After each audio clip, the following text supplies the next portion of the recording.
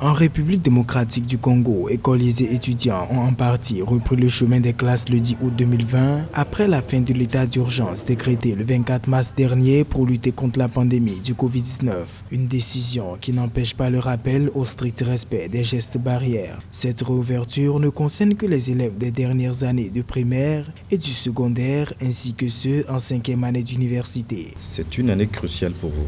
C'est pour cela que nous avons tout fait pour que la reprise se passe bien. Le virus n'a pas disparu.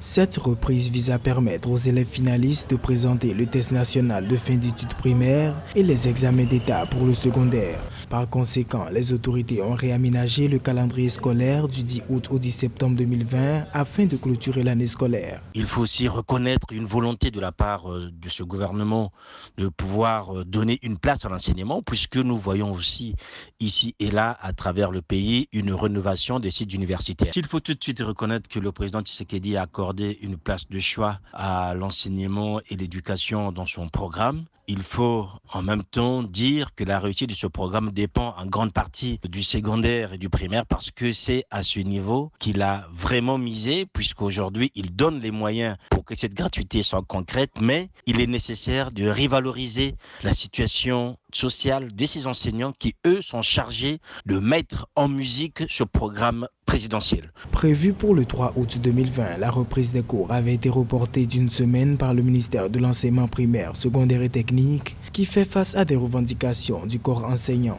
La République démocratique du Congo compte 9 489 cas de Covid-19 enregistrés dans 17 provinces du pays et 224 décès selon les chiffres officiels.